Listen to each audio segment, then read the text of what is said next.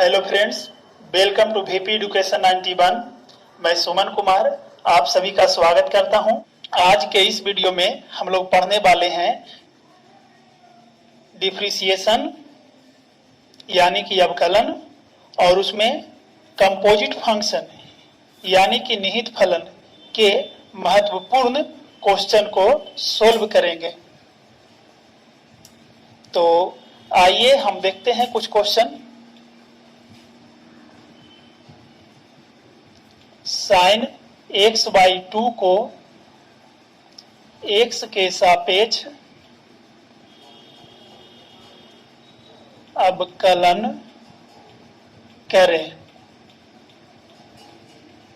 देखिए, इसमें क्वेश्चन में दिया गया है कि साइन x/2 को x के सापेक्ष अवकलन करें। तो इसमें देखिए, सर्वप्रथम हम लोग क्या करेंगे, लिखेंगे माना y equal to sign x/2 समीकरण 1। तो समीकरण 1 को x के सापेक्ष अवकलन करने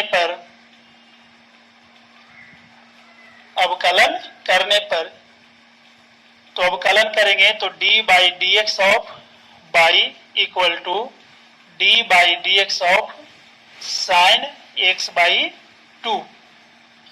तो देखिए, y का x के सापेक्ष हो जाएगा dc dy/dx। देखिए, इसका dc हम लोग नहीं निकाल सकते हैं। इसका dc निकालने के लिए हम लोग को फॉर्मूला के रूप में सेट करना पड़ेगा।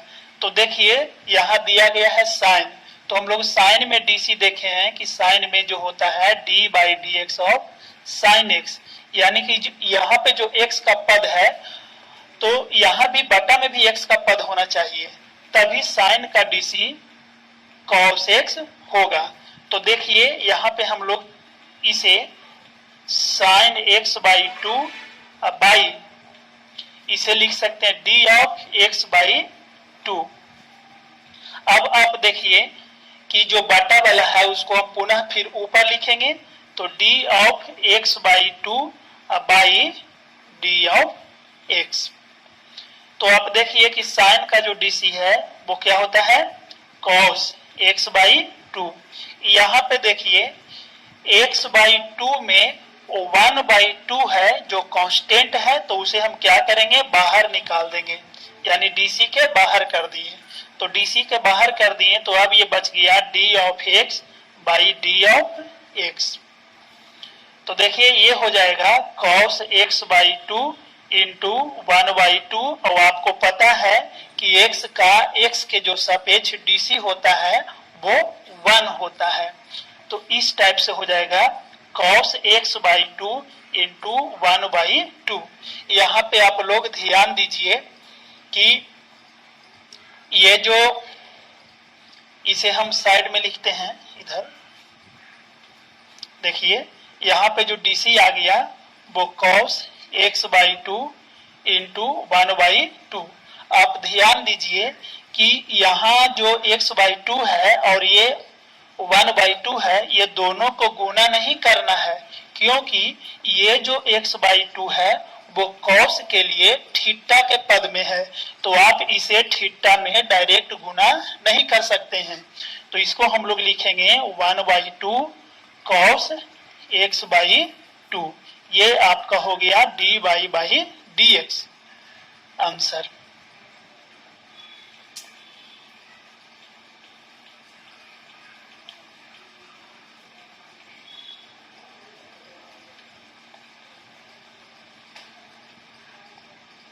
इसके बाद हम लोग नेक्स्ट क्वेश्चन की ओर बढ़ेंगे आगे।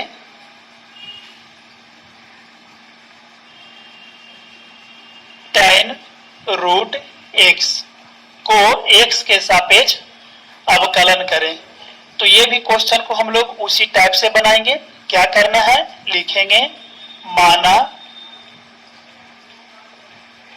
y equal to tan root x, इसे हम लोग कर देंगे समीकरण 1। फिर लिखेंगे समीकरण 1 को x के सापेक्ष अवकलन करने पर,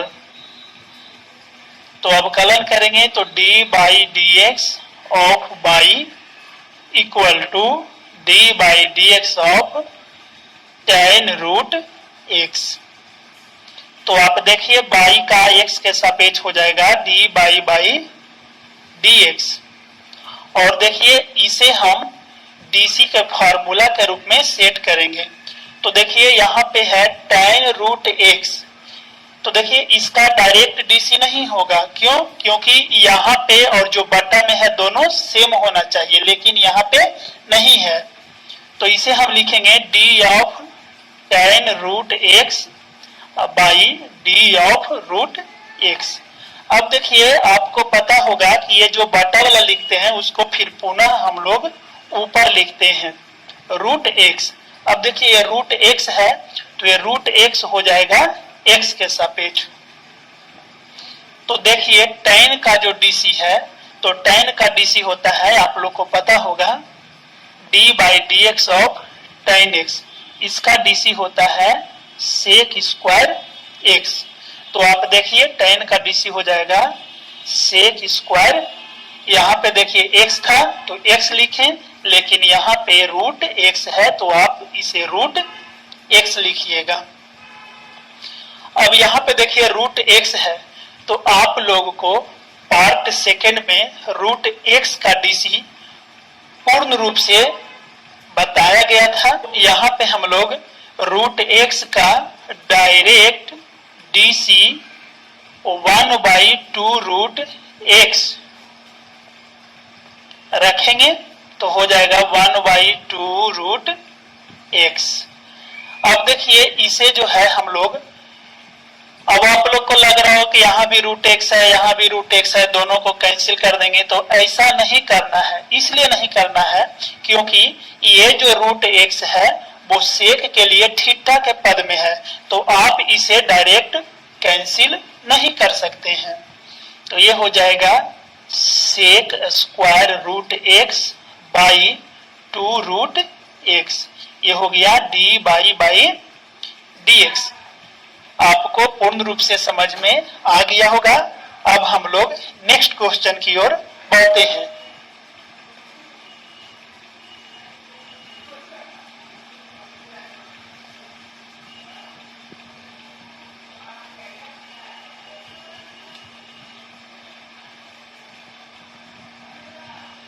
आगे देखिए,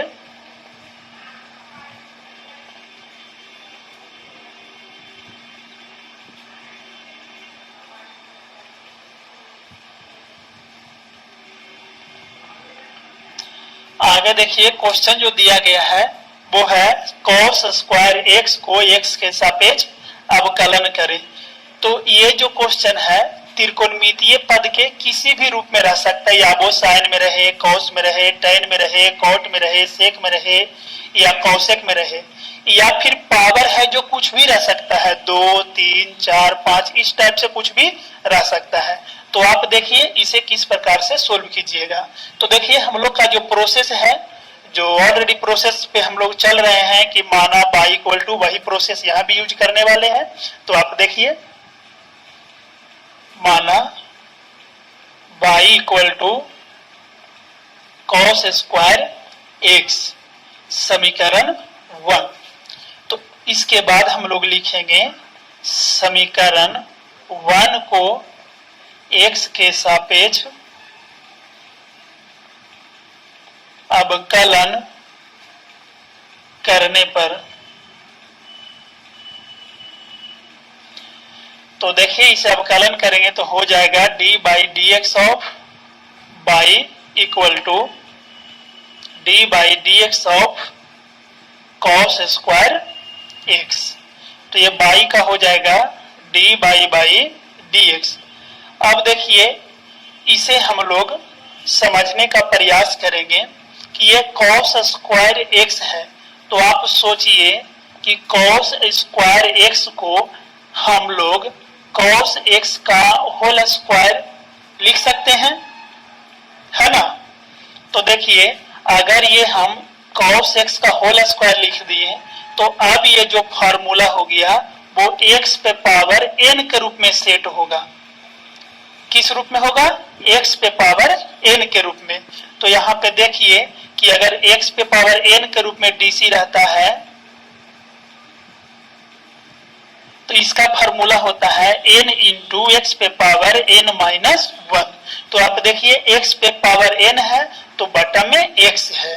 तो यहाँ पे देखिए कि इसे हम लोग लिखेंगे cos स्क्वायर x। आप लोग एक बात और ध्यान दीजिएगा कि ये cos स्क्वायर x है तो इसे डायरेक्ट यूज नहीं कीजिएगा n इंटू एक्स पे पावर n माइनस 1।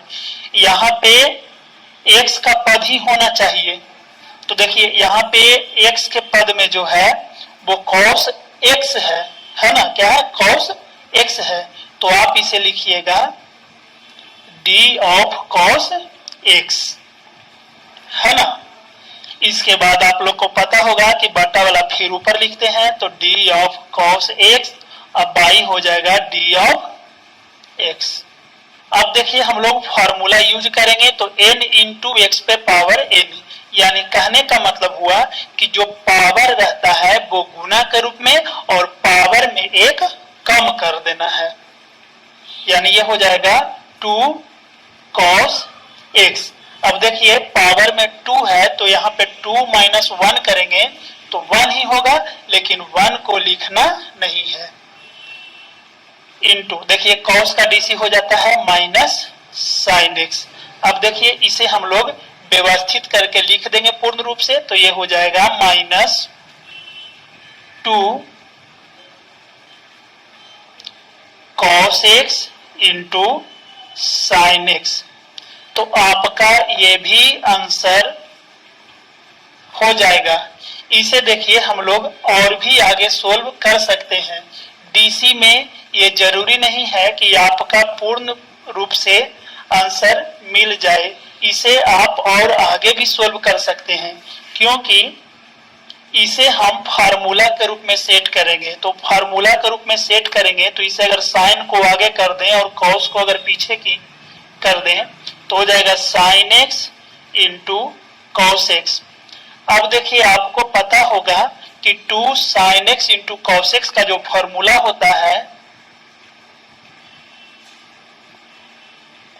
वो साइन 2x होता है। तो यहाँ पे हम लोग लिख देंगे साइन 2x, तो d बाई dx ये आंसर हो गया। आप ये भी आंसर लिख सकते हैं और अगर फॉर्मूला सेट हो रहा है तो आगे भी सोल्व कर सकते हैं। तो ये आपको समझ में आ गया होगा। इसे आप पुनः एक बार फिर से देख सकते हैं। इसके बाद हम लोग नेक्स्ट क्वेश्चन की ओर चलते हैं।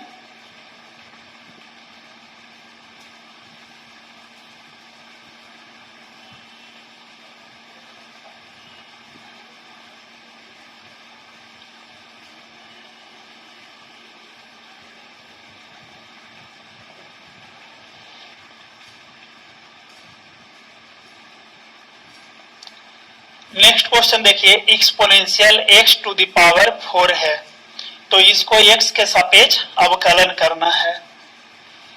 इसे भी हम लोग उसी प्रोसेस से सोल्व करेंगे। माना y equal to exponential x to the power 4, समीकरण 1 लिखेंगे। समीकरण 1 को x के सापेक्ष अवकलन करने पर, तो देखिए इसको अवकलन करेंगे तो होगा d by d x of y equal to d by d x of exponential x to the power 4। तो y का हो जाएगा d बाई dx। इसके बाद देखिए इसे हम लोग डायरेक्ट डीसी नहीं निकाल सकते हैं, इसे हम लोग को फॉर्मूला के रूप में सेट करना पड़ेगा। तो आप देखिए एक्सपोनेंशियल का जो फॉर्मूला होता है वो इस टाइप से होता है। है ना, यानी एक्सपोनेंशियल x है तो यहाँ भी x रहना चाहिए, तभी उसका DC एक्सपोनेंशियल x होगा। तो यहाँ आप देखिए d of exponential x to the power 4, तो यहाँ पर देखिए कि आपका x पे पावर 4 हो जाएगा। उसके बाद आप लोग को पता ही है कि d ऑफ x पे पावर 4 लिखा जाएगा। अब ये देखिए dx हो जाएगा, तो इसका देखिए फॉर्मूला जो है वो हो जाएगा एक्सपोनेंशियल x पे पावर 4 इंटू, इसे देखिए x पे पावर n के रूप में, तो आपको पता है कि x पे पावर n का जो DC होता है वो होता है n इंटू x पे पावर n माइनस 1, तो इसे हम लिखेंगे 4 इंटू x पे पावर 3, यानी कि आंसर हो जाएगा 4 x cube into exponential x to the power 4।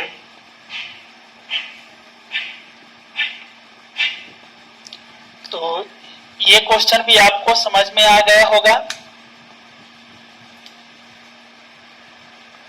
इसके बाद हम लोग नेक्स्ट क्वेश्चन की ओर चलते हैं।